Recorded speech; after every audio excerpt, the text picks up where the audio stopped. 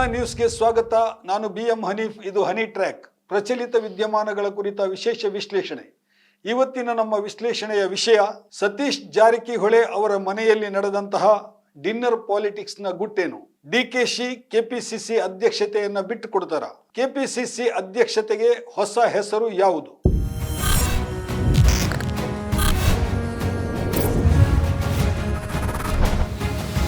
ಗುರುವಾರ ರಾತ್ರಿ ಸಚಿವ ಸತೀಶ್ ಜಾರಕಿಹೊಳಿ ಅವರ ಮನೆಯಲ್ಲಿ ಒಂದು ಔತಣಕೂಟ ನಡೆಯಿತು. ಬಹಳಷ್ಟು ಮಂದಿಗೆ ಸಂಜೆ ಹೊತ್ತಿಗೆ ಈ ಔತಣಕೂಟದ ಒಂದು ಯಾವ ಐಡಿಯಾವೂ ಇರಲಿಲ್ಲ.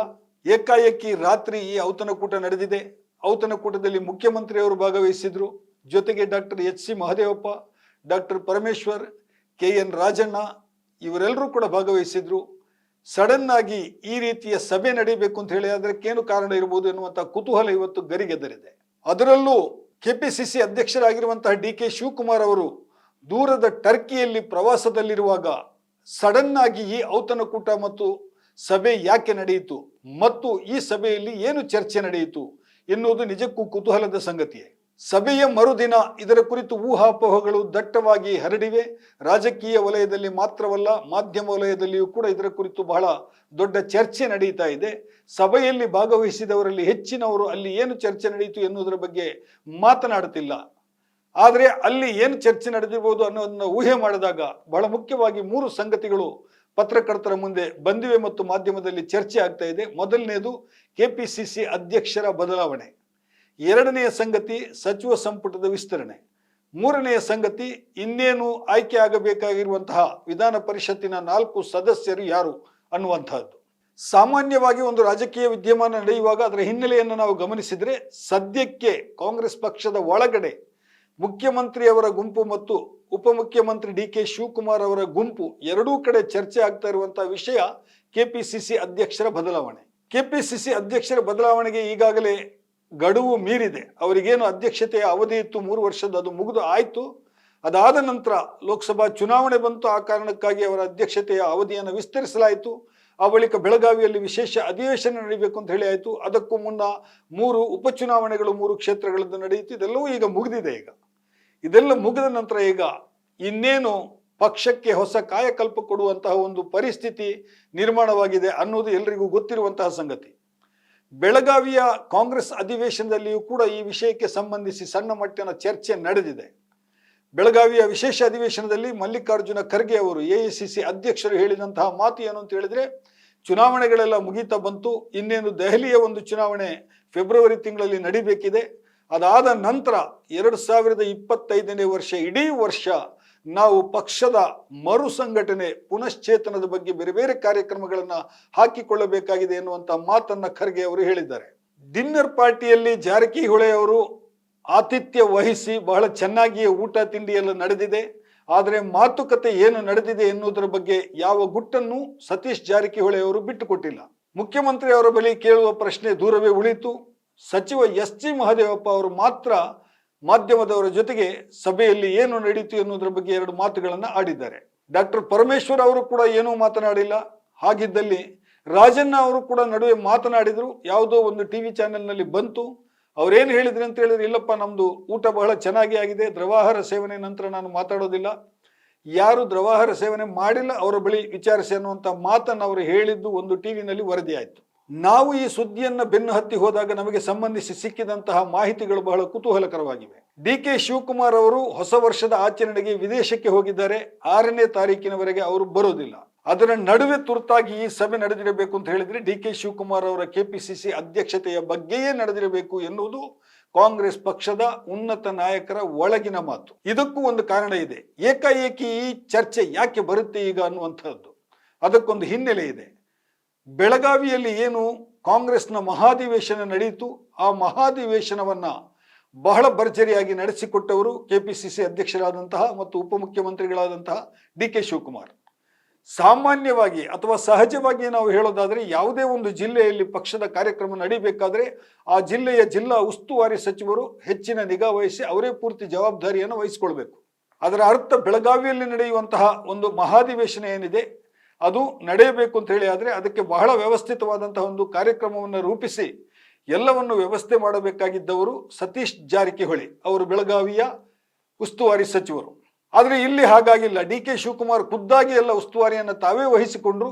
ಎಲ್ಲಿಯವರೆಗೆ ಅಂದರೆ ಇಡೀ ಬೆಳಗಾವಿ ನಗರದಲ್ಲಿ ಒಂದು ವಿದ್ಯುತ್ ದೀಪಾಲಂಕಾರ ಬಹಳ ದೊಡ್ಡ ಮಟ್ಟದಲ್ಲಿ ನಡೆಯಿತು, ಬಹಳ ಅತ್ಯಾಕರ್ಷಕವಾಗಿತ್ತು ಅದು. ಯಾಕಂದ್ರೆ ದೇಶದ ವಿವಿಧ ಭಾಗಗಳಿಂದ ಕಾಂಗ್ರೆಸ್ನ ಪ್ರತಿನಿಧಿಗಳು ಅಲ್ಲಿ ಬಂದಿದ್ರು, ಮಾಜಿ ಮುಖ್ಯಮಂತ್ರಿಗಳೆಲ್ಲ ಬಂದಿದ್ರು. ಆ ಹಿನ್ನೆಲೆಯಲ್ಲಿ ಇಡೀ ನಗರ ಕಾಂಗ್ರೆಸ್ನ ಅಧಿವೇಶನ ಆಗಿ 100 ವರ್ಷ ಆಗಿದೆ ಎನ್ನುವುದನ್ನು ಬಿಂಬಿಸುವುದಕ್ಕೋಸ್ಕರ ಸಂಭ್ರಮದಿಂದ ಮಾಡಿದಂತಹ ದೀಪಾಲಂಕಾರದ ವ್ಯವಸ್ಥೆಯನ್ನು ಕೂಡ ಸಚಿವ KJ ಜಾರ್ಜ್ ನೋಡಿಕೊಂಡಿದ್ದರು ಎನ್ನುವುದು ಒಳಗಿನ ಮಾತು. ಹಾಗಿದ್ರೆ ಜಿಲ್ಲಾ ಉಸ್ತುವಾರಿ ಸಚಿವರಿಗೆ ಯಾವುದೂ ಜವಾಬ್ದಾರಿ ಇರಲಿಲ್ಲವೇ?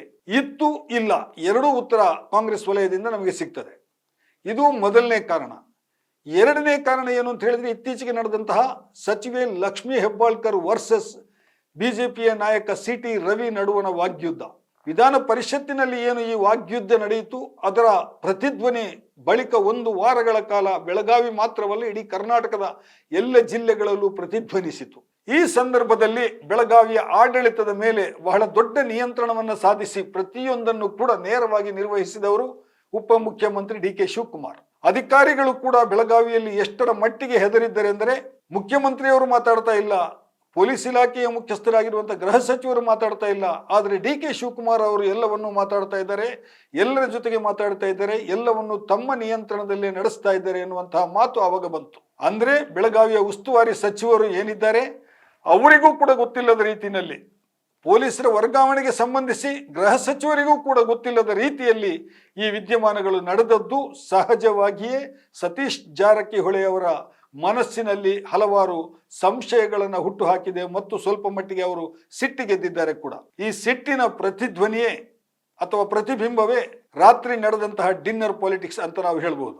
ಹಾಗಾಗಿ ರಾತ್ರಿ ನಡೆದ ಡಿನ್ನರ್ ಪಾಲಿಟಿಕ್ಸ್ನಲ್ಲಿ ಅಥವಾ ಪೊಲಿಟಿಕಲ್ ಡಿನ್ನರ್ನಲ್ಲಿ ಚರ್ಚೆಯಾಗಿರುವಂತಹ ಸಂಗತಿ ಬಹುತೇಕ KPCC ಅಧ್ಯಕ್ಷರ ಬದಲಾವಣೆ. ಈಗಾಗಲೇ DK ಶಿವಕುಮಾರ್ ಅವರು KPCC ಅಧ್ಯಕ್ಷರಾಗಿ ಅಲ್ಲದೆ 2 ಮಹತ್ವದ ಖಾತೆಗಳನ್ನು ವಹಿಸಿಕೊಂಡು ಸಚಿವರಾಗಿ ಮತ್ತು ಉಪಮುಖ್ಯಮಂತ್ರಿಯಾಗಿಯೂ ಕೂಡ ಕಾರ್ಯನಿರ್ವಹಿಸ್ತಾ ಇದ್ದಾರೆ. ಈ ರೀತಿ ಒಬ್ಬರ ಮೇಲೆ ವಿಪರೀತ ಹೊರೆ ಬೀಳುವುದು ಸರಿಯಲ್ಲ. ಇದರಿಂದ ಪಕ್ಷಕ್ಕೆ ಅಥವಾ ಸಚಿವ ಸಂಪುಟದಲ್ಲಿ ಅವರ ಖಾತೆಗಳಿಗೆ ಸರಿಯಾದ ನ್ಯಾಯ ಸಿಗುವುದಿಲ್ಲ. ಹಾಗಾಗಿ ಒಂದು ಅವರ ಖಾತೆಗಳನ್ನು ಬದಲಾಯಿಸಿ ಒಂದು ಖಾತೆಯನ್ನು ಕೊಡಿ, ಅಥವಾ ಅವರನ್ನು KPCC ಅಧ್ಯಕ್ಷರಾಗಿ ಪೂರ್ಣಾವಧಿಗೆ ನೀವು ನೇಮಿಸಿಕೊಳ್ಳಿ. 2 ಕೆಲಸವನ್ನು ಒಬ್ಬರಿಗೆ ವಹಿಸಿದ್ರೆ ಅನ್ಯಾಯ ಆಗುತ್ತೆ ಎನ್ನುವಂತಹ ಮಾತು ಕಳೆದ 6 ತಿಂಗಳಿಂದ ಕೇಳಿ ಬರ್ತಾ ಇದೆ. ಆದರೆ KPCC ಅಧ್ಯಕ್ಷತೆಯನ್ನು ಬಹಳ ಯಶಸ್ವಿಯಾಗಿ ನಿಭಾಯಿಸಿದಂತಹ ಕೀರ್ತಿ ಅದು ವಿರೋಧಿಗಳು ಏನೇ ಹೇಳಲಿ DK ಶಿವಕುಮಾರ್ ಅವರಿಗೆ ಸೇರುತ್ತೆ. ಅವರು ಬಹಳ ಚೆನ್ನಾಗಿ ಚುನಾವಣೆ ಇರಬಹುದು, ಉಪಚುನಾವಣೆಗಳಿರಬಹುದು, ಅಥವಾ ಬೆಳಗಾವಿಯ ಮಹಾಧಿವೇಶನ ಇರಬಹುದು, ಎಲ್ಲವನ್ನು ಕೂಡ ಬಹಳ ಯಶಸ್ವಿಯಾಗಿ ಅವರು ನಿರ್ವಹಿಸಿದ್ದಾರೆ. ಹಾಗಾಗಿ ಅವರು ಸಂಪುಟದಿಂದ ಹೊರಗೆ ಬಂದು KPCC ಅಧ್ಯಕ್ಷರಾಗಿ ಉಳಿದುಕೊಳ್ತಾರ ಅಂದ್ರೆ ಅದು ಸಾಧ್ಯವಿಲ್ಲ. ಯಾಕೆಂತ ಹೇಳಿದ್ರೆ, ಕಾಂಗ್ರೆಸ್ ಪಕ್ಷ 2022ರ ಮೇ ತಿಂಗಳಿನಲ್ಲಿ ಉದಯಪುರದಲ್ಲಿ ನಡೆದಂತಹ AICC ಮಹಾಧಿವೇಶನದಲ್ಲಿ ಒಂದು ನಿರ್ಣಯವನ್ನು ಕೈಗೊಂಡಿತ್ತು. ಒಬ್ಬ ವ್ಯಕ್ತಿಗೆ 1 ಹುದ್ದೆ ಎನ್ನುವುದು ಆ ನಿರ್ಣಯ. ಪಕ್ಷದ ಒಳಗಡೆ ಒಬ್ಬ ವ್ಯಕ್ತಿ 2 ಹುದ್ದೆಗಳನ್ನು ನಿಭಾಯಿಸುವಂತಿಲ್ಲ, ಇದನ್ನು ಬದಲಾಯಿಸಬೇಕು ಮತ್ತು ಒಬ್ಬೊಬ್ಬರಿಗೆ ಒಂದೊಂದು ಜವಾಬ್ದಾರಿಯನ್ನು ಕೊಡುವುದರ ಮೂಲಕ ಪಕ್ಷದ ಸಂಘಟನೆ ಮತ್ತು ಸರ್ಕಾರದ ಸಂಘಟನೆ ಎರಡನ್ನೂ ಬಲಪಡಿಸಬೇಕು ಎನ್ನುವ ನಿರ್ಣಯವನ್ನ ಅವತ್ತು ಆ ಚಿಂತನ ಶಿಬಿರದಲ್ಲಿ ಕೈಗೊಳ್ಳಲಾಗಿತ್ತು. ಸ್ವತಃ ಸೋನಿಯಾ ಗಾಂಧಿ ಅವರೇ ಅಲ್ಲಿ ನೇತೃತ್ವ ವಹಿಸಿದ್ದರು ಮತ್ತು ರಾಹುಲ್ ಗಾಂಧಿ ಅವರು ಕೂಡ ಈ ಮಾತುಗಳನ್ನು ಬಹಳ ಸ್ಪಷ್ಟವಾಗಿ ಹೇಳಿದರು. ಈಗ ಜಾರಕಿಹೊಳಿಯವರ ಮನೆಯಲ್ಲಿ ನಡೆದಿರುವಂತಹ ಭೋಜನ ಕೂಟ ಈ ಅಂಶವನ್ನು ಬಹಳ ಮುಖ್ಯವಾಗಿ ಕೈಗೆತ್ತಿಕೊಂಡಿದೆ ಅನ್ನುವುದಕ್ಕೆ ಇದು ಸಾಕ್ಷಿ. ಏನು ಚಿಂತನ ಶಿಬಿರದಲ್ಲಿ ಉದಯಪುರದಲ್ಲಿ ನಡೆದಂತಹ ರೆಸಲ್ಯೂಷನ್ ಇದೆ, ಅದನ್ನು ಕರ್ನಾಟಕದಿಂದಲೇ ಜಾರಿಗೆ ತರಲು ಆರಂಭಿಸಬೇಕು ಎನ್ನುವಂತಹ ಮಾತುಕತೆ ಭೋಜನ ಕೂಟದಲ್ಲಿ ನಡೆದಿದೆ ಎನ್ನುವುದು ವಿಶ್ವಸನೀಯ ಮೂಲಗಳಿಂದ ತಿಳಿದು ಬಂದಿರುವಂತಹ ಸಂಗತಿ. DKಶಿ ಅವರು KPCC ಅಧ್ಯಕ್ಷತೆಯನ್ನು ಬಿಟ್ಟುಕೊಟ್ಟು, ಯಾಕಂತ ಹೇಳಿದ್ರೆ ಈಗ ಅವಧಿ ಮುಗಿದಿದೆ ಮತ್ತು ಬಹಳ ತಿಂಗಳಿಂದ ಅವರು ಮುಂದುವರಿತಾ ಇದ್ದಾರೆ, ಅದನ್ನು ಬಿಟ್ಟುಕೊಟ್ಟು ಕೇವಲ ಸಚಿವರಾಗಿರಬೇಕು, ಬೇರೆಯವರಿಗೆ KPCC ಅಧ್ಯಕ್ಷತೆಯನ್ನ ವಹಿಸಿಕೊಡಬೇಕು ಎನ್ನುವಂತಹ ಮಾತು ಹಿಂದೆಯೂ ಕೂಡ ಕೇಳಿ ಬಂದಿದೆ. ಸ್ವತಃ ಸತೀಶ್ ಜಾರಕಿಹೊಳಿ ಅವರೇ ಈ ಮಾತನ್ನು ಅತ್ಯಂತ ಸ್ಪಷ್ಟವಾಗಿ ಗಟ್ಟಿಯಾಗಿ 2-3 ಸಲ ಮಾಧ್ಯಮದ ಮುಂದೆ ಹೇಳಿದ್ದಾರೆ. ರಾತ್ರಿ ಸೇರಿದಂತಹ ಸಭೆಯಲ್ಲಿ ಅದೇ ಮುಖ್ಯ ಎಜೆಂಡಾ ಆಗಿದ್ದರೆ ಅಲ್ಲಿ ಭಾಗವಹಿಸಿದಂತಹ ಯಾವ ನಾಯಕರಿಗೆ ಇದರ ಬಗ್ಗೆ ಆಸಕ್ತಿ ಇದೆ ಎನ್ನುವುದನ್ನು ನಾವು ಕೆದಕಿ ನೋಡಿದಾಗ ಡಾಕ್ಟರ್ ಪರಮೇಶ್ವರ್ ಅವರು ಈ ರೇಸ್ನಲ್ಲಿ ಇಲ್ಲ, ಅದೇ ರೀತಿ HC ಮಹದೇವಪ್ಪ ಅವರು ಕೂಡ ಈ ರೇಸ್ನಲ್ಲಿ ಇಲ್ಲ.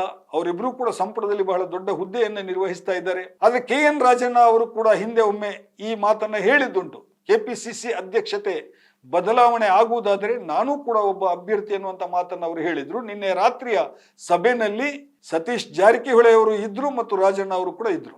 ಅಕಸ್ಮಾತ್ ಅದೇ ವಿಷಯ ಚರ್ಚೆ ಆಗಿದ್ದರೆ ಕೆಪಿಸಿಸಿ ಅಧ್ಯಕ್ಷತೆಗೆ ಬರುವಂತಹ ಹೊಸ ನಾಯಕರು ಯಾರು ಎನ್ನುವ ಕುರಿತು ಕೂಡ ಬಹಳ ತಿಂಗಳುಗಳಿಂದ ಕಾಂಗ್ರೆಸ್ ವಲಯದಲ್ಲಿ ಚರ್ಚೆ ನಡೀತಾ ಇದೆ. ಈಗ ಮತ್ತೆ ಅದು ಮುನ್ನೆಲೆಗೆ ಬಂದಿದೆ. ಮುಖ್ಯವಾಗಿ ಕೇಳಿ ಬರ್ತಾ ಇದ್ದಂತಹ ಹೆಸರು ಸಚಿವ MB ಪಾಟೀಲ್ ಅವರದ್ದು.